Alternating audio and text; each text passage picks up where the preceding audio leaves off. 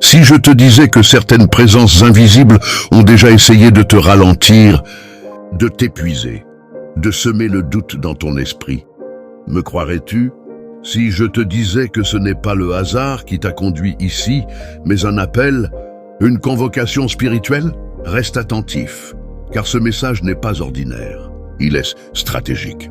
Avant d'aller plus loin, abonne-toi immédiatement à cette chaîne si tu refuses de vivre dans l'ignorance spirituelle.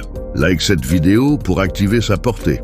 Partage-la à ceux que tu aimes, car certaines révélations ne doivent pas rester cachées. Et écris en commentaire « Je me tiens dans la lumière ». Écris-le comme un acte, écris-le comme une déclaration. Car aujourd'hui, tu vas découvrir pourquoi certains s'acharnent et surtout comment ils reculent. Il existe une vérité que peu osent affronter. Toute lumière dérange l'obscurité. Ce n'est pas personnel, c'est structurel. Quand une flamme s'élève dans la nuit, elle ne négocie pas avec les ténèbres. Elle les dissipe. Les attaques spirituelles ne commencent pas toujours par des phénomènes spectaculaires. Elles commencent par le doute, par la fatigue inexpliquée, par des conflits surgis de nulle part, par des opportunités qui s'effondrent au dernier moment. Mais écoute bien ceci, élu. Certaines influences ne supportent pas la discipline intérieure. Le premier principe est invisible aux yeux, mais redoutable pour ceux qui manipulent l'ombre, la maîtrise de soi. Un esprit incontrôlé est une porte ouverte. Une parole impulsive est une fissure. Une colère mal dirigée est une brèche. Quand tu réagis sans conscience, tu offres de l'énergie. Imagine une forteresse. Si les gardes s'endorment, l'ennemi n'a pas besoin de forcer l'entrée. Il entre en silence. La maîtrise de soi, ce n'est pas réprimer ses émotions, c'est les gouverner. C'est sentir la tempête monter en soi et choisir de ne pas devenir l'orage. Celui qui te provoque cherche ta réaction. Celui qui te calomnie cherche ton explosion. Celui qui te jalouse cherche ta chute.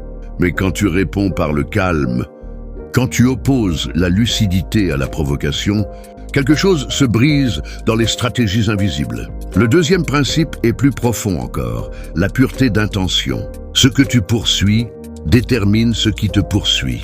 Si ton cœur est envahi par l'envie, la rancune, la comparaison constante, tu vibres dans une fréquence compatible avec la manipulation. Mais si ton intention est claire, si ton objectif est aligné, si tu agis sans duplicité, alors certaines forces n'ont plus d'accroche. Un hameçon ne peut saisir un tissu lisse. Observe ceux qui chutent brutalement. Souvent, ce n'est pas l'attaque extérieure qui les détruit, c'est la faille intérieure. Élu, examine ton cœur. Pourquoi fais-tu ce que tu fais? Cherches-tu la validation? La revanche? La supériorité? Lorsque ton intention devient limpide comme une eau de source, les troubles perdent leur pouvoir. Le troisième principe est redouté, car il inverse les rapports de force, la constance spirituelle. Beaucoup prient quand ils ont peur, beaucoup méditent quand ils souffrent, beaucoup cherchent la lumière quand l'ombre les frôle. Mais la constance, la discipline quotidienne, le rituel intérieur, voilà ce qui construit une muraille invisible. Imagine un arbre, ce n'est pas la tempête qui le rend fort, c'est la profondeur de ses racines. Quand tu nourris ton esprit chaque jour, quand tu élèves tes pensées, quand tu sélectionnes ce que tu regardes, ce que tu écoutes, ce que tu prononces, tu deviens stable. Et ce qui est stable est difficile à renverser. Les attaques préfèrent les terrains instables, les esprits faibles en conviction, les personnes qui doutent d'elles-mêmes. Mais toi, si tu t'enracines, si tu t'ancres, tu deviens comme une montagne. Et une montagne ne tremble pas pour un vent passager. Puis vient le quatrième principe, le plus surprenant, le plus puissant, le plus incompris, la bénédiction consciente. Oui, bénir. Quand tu bénis celui qui te jalouse, tu brises la chaîne énergétique. Quand tu refuses de maudire, tu fermes la boucle toxique. Quand tu choisis de ne pas haïr, tu retires le carburant. Cela ne signifie pas tolérer l'abus. Cela signifie ne pas laisser la haine t'habiter. Car la haine est une résidence. Et tout ce qui réside en toi t'influence. Élu comprend ceci. Certaines batailles ne se gagnent pas en attaquant, mais en s'élevant. Si quelqu'un te lance une pierre et que tu refuses de la ramasser, elle tombe au sol. Si quelqu'un t'envoie une parole chargée de poison et que tu refuses de l'ingérer, elle retourne dans le vide. Ce monde invisible fonctionne par résonance. Ce que tu nourris grandit. Ce que tu ignores s'affaiblit. Tu veux que certaines présences s'éloignent. Deviens incompatible. Élève ta fréquence par la discipline. Clarifie ton intention. Enracine-toi dans la constance. Refuse la haine. Regarde autour de toi. Les conflits diminuent. Les provocations perdent leur intensité. Les tentatives se fatiguent. Parce que les stratégies invisibles exigent ton énergie. Et toi, tu as décidé de ne plus la donner. Il ne s'agit pas de peur. Il s'agit d'autorité. L'autorité spirituelle ne crie pas. Elle rayonne. Tu n'as pas besoin d'annoncer que tu es protégé. Ta stabilité le prouve. Tu n'as pas besoin de déclarer que tu es fort. Ton calme le démontre. Élu, ce message n'est pas une menace contre qui que ce soit. C'est un rappel de souveraineté. Quand tu respectes ces principes, tu n'attaques personne. Tu t'alignes. Et l'alignement est une armure. Peut-être comprends-tu maintenant pourquoi. Certaines tentatives ont échoué contre toi.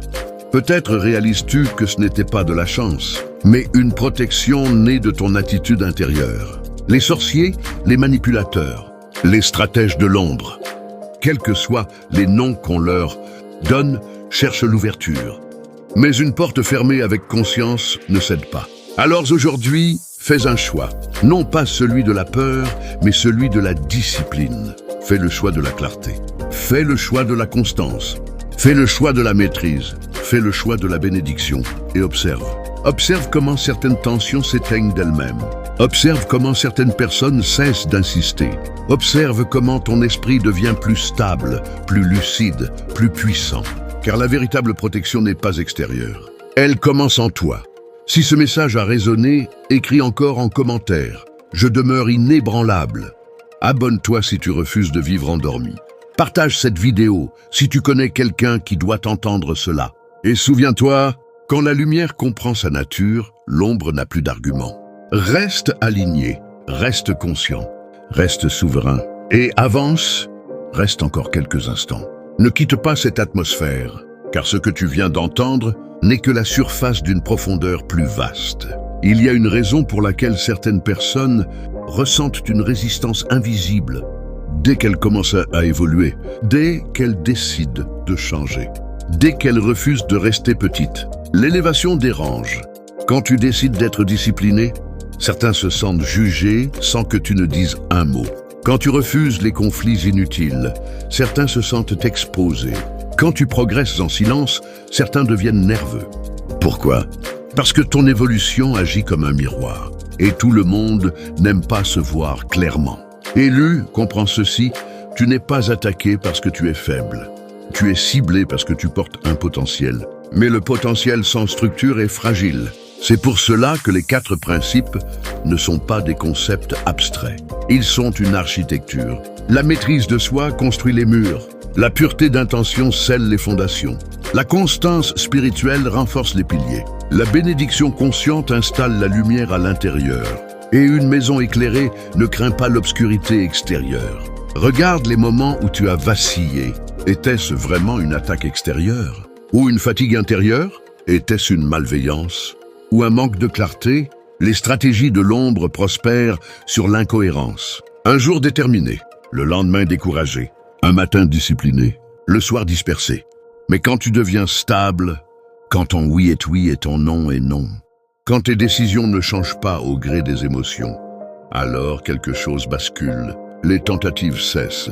Parce que la constance est imprévisible pour ceux qui comptent sur ton instabilité. Imagine quelqu'un qui essaie d'éteindre une flamme. Si la flamme vacille au moindre souffle, c'est facile. Mais si elle est protégée par un verre solide, le vent devient inutile. Tu dois devenir cette protection. Cela implique des choix concrets. Choisir ce que tu consommes mentalement. Choisir avec qui tu partages tes projets. Choisir le silence plutôt que la justification. Choisir la prière plutôt que la panique. Choisir la réflexion plutôt que la réaction. Chaque choix est une brique. Et chaque brique renforce ta structure intérieure. Il existe aussi une vérité que peu acceptent. Certaines influences s'approchent par familiarité. Tout n'est pas mystique. Parfois, la négativité vient de cercles toxiques, de conversations remplies de jalousie, de plaisanteries chargées d'amertume, d'environnements où l'on critique plus qu'on ne construit. Tu ne peux pas marcher dans la fumée et exiger de ne pas sentir la fumée. La séparation stratégique est parfois une protection. Pas par orgueil, pas par mépris, mais par lucidité. L'élu qui veut grandir doit apprendre à discerner. Tout le monde ne peut pas avoir accès à ton esprit. Tout le monde ne peut pas avoir accès à tes projets. Tout le monde ne peut pas comprendre ton appel. Le silence est une force. Moins tu annonces, moins tu exposes. Moins tu exposes, moins on peut interférer. Et lorsque tu avances dans la discrétion, tu laisses tes résultats parler. Un autre point crucial, la gratitude. Cela peut sembler simple, presque banal, mais la gratitude change la posture intérieure. Quelqu'un qui remercie malgré les défis devient difficile à briser. Quelqu'un qui voit les leçons dans les épreuves devient imprévisible pour l'adversité. La gratitude transforme l'attaque en entraînement. Elle transforme la critique en renforcement. Elle transforme l'épreuve en élévation. Élu, quand tu refuses de te positionner en victime, tu retires un immense pouvoir aux forces qui espéraient ton effondrement. Car la victimisation nourrit la peur, et la peur ouvre des portes. Tu n'es pas une victime. Tu es en formation. Tu n'es pas poursuivi. Tu es préparé. Regarde en arrière. Combien de fois pensais-tu ne pas te relever? Combien de fois croyais-tu que c'était fini? Et pourtant, tu es encore là, plus lucide, plus fort, plus conscient. Cela ne signifie pas qu'il n'y aura plus de défis, mais cela signifie que tu ne les affronteras plus de la même manière. Le véritable changement ne se voit pas immédiatement à l'extérieur. Il se ressent d'abord à l'intérieur. Un calme nouveau, une assurance silencieuse, une capacité à observer sans paniquer. Quand quelqu'un tente de te provoquer, tu souris intérieurement. Quand une situation semble bloquée, tu patientes avec confiance. Quand une porte se ferme, tu cherches l'apprentissage. Et peu à peu, les dynamiques changent. Ceux qui espéraient te voir réagir avec colère sont déstabilisés. Ceux qui misaient sur ton découragement sont surpris. Reste encore quelques instants. Ne quitte pas cette atmosphère, car ce que tu viens d'entendre n'est que la surface d'une profondeur plus vaste. Il y a une raison pour laquelle certaines personnes ressentent une résistance invisible dès qu'elles commencent à évoluer, dès qu'elles décident de changer, dès qu'elles refusent de rester petites. L'élévation dérange. Quand tu décides d'être discipliné, certains se sentent jugés sans que tu ne dises un mot. Quand tu refuses les conflits inutiles, certains se sentent exposés. Quand tu progresses en silence, certains deviennent nerveux. Pourquoi? Parce que ton évolution agit comme un miroir. Et tout le monde n'aime pas se voir clairement. Élu, comprends ceci, tu n'es pas attaqué parce que tu es faible. Tu es ciblé parce que tu portes un potentiel. Mais le potentiel sans structure est fragile. C'est pour cela que les 4 principes ne sont pas des concepts abstraits. Ils sont une architecture. La maîtrise de soi construit les murs. La pureté d'intention scelle les fondations. La constance spirituelle renforce les piliers. La bénédiction consciente installe la lumière à l'intérieur. Et une maison éclairée ne craint pas l'obscurité extérieure. Regarde les moments où tu as vacillé. Était-ce vraiment une attaque extérieure? Ou une fatigue intérieure? Était-ce une malveillance? Ou un manque de clarté? Les stratégies de l'ombre prospèrent sur l'incohérence. Un jour déterminé, le lendemain découragé, un matin discipliné, le soir dispersé. Mais quand tu deviens stable, quand ton oui est oui et ton non est non, quand tes décisions ne changent pas au gré des émotions, alors quelque chose bascule, les tentatives cessent. Parce que la constance est imprévisible pour ceux qui comptent sur ton instabilité. Imagine quelqu'un qui essaie d'éteindre une flamme. Si la flamme vacille au moindre souffle, c'est facile. Mais si elle est protégée par un verre solide, le vent devient inutile. Tu dois devenir cette protection. Cela implique des choix concrets. Choisir ce que tu consommes mentalement. Choisir avec qui tu partages tes projets. Choisir le silence plutôt que la justification. Choisir la prière plutôt que la panique. Choisir la réflexion plutôt que la réaction. Chaque choix est une brique. Et chaque brique renforce ta structure intérieure. Il existe aussi une vérité que peu acceptent. Certaines influences s'approchent par familiarité. Tout n'est pas mystique. Combien de scénarios as-tu rejoué dans ta tête? Imagine récupérer toute cette énergie. Imagine la rediriger vers ton évolution. C'est cela, la vraie stratégie. Ne pas lutter contre chaque ombre, mais devenir si focalisé sur ta croissance que les ombres ne trouvent plus d'espace. Il faut aussi accepter une réalité. Certaines personnes s'éloigneront naturellement lorsque tu changeras. Ce n'est pas toujours une attaque. Parfois, c'est une incompatibilité nouvelle. Quand tu refuses les commérages, ceux qui vivent de commérages s'ennuient avec toi. Quand tu refuses la négativité, ceux qui s'en nourrissent se sentent inconfortables. Quand tu élèves tes standards, ceux qui ne veulent pas évoluer prennent de la distance. Et c'est sain. Toutes les séparations ne sont pas des pertes. Certaines sont des protections déguisées. Tu n'as pas besoin de garder tout le monde dans ton cercle pour prouver ta bonté. La maturité consiste aussi à accepter que ton environnement doit refléter ton niveau de conscience. Si tu veux la paix, fréquente des esprits qui respectent la paix. Si tu veux la discipline, entoure-toi de personnes qui respectent la discipline. Si tu veux la lumière, évite les lieux où l'on célèbre l'obscurité. Ce ne sont pas des jugements, ce sont des choix, et chaque choix dessine ton avenir. Élu, souviens-toi, la peur attire la confusion attire les erreurs. Les erreurs répétées attirent les conséquences, mais la clarté attire la précision.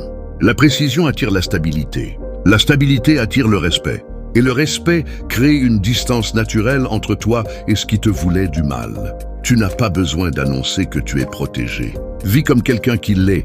Tu n'as pas besoin de proclamer que tu es fort. Agisse comme quelqu'un qui laisse. Quand ton comportement reflète ton alignement, le monde s'ajuste. Ce ne sera pas instantané. Il y aura encore des tests, encore des provocations, encore des défis, mais tu les verras différemment. Non plus comme des menaces, mais comme des examens. Et chaque examen réussi renforce ta stature. Regarde-toi maintenant, plus conscient qu'au début de cette vidéo. Plus calme, plus centré. Ce n'est pas un hasard si tu es resté jusqu'ici. Cela signifie que tu es prêt à prendre responsabilité. Responsabilité de ton énergie, responsabilité de tes réactions, responsabilité de ton élévation. Et lorsque tu prends cette responsabilité, quelque chose de puissant se produit. Tu cesses d'être une cible facile. Tu deviens un pilier, un repère, une présence stable. Et les stratégies dirigées contre les esprits instables ne fonctionnent plus sur toi. Alors avance avec cette compréhension. La protection véritable ne vient pas de la peur des sorciers. Elle vient du respect des principes. La maîtrise, la pureté, la constance, la bénédiction, la cohérence, le pardon, la discipline, la gratitude. Ce sont tes remparts, ce sont tes armes silencieuses, ce sont tes fondations. Si tu es arrivé jusqu'à ces dernières paroles, ce n'est pas pour repartir inchangé. Écris en commentaire « Je choisis la discipline et la lumière ». Pas pour me faire plaisir, mais pour t'engager publiquement envers toi-même. Abonne-toi si tu veux continuer à renforcer ton esprit.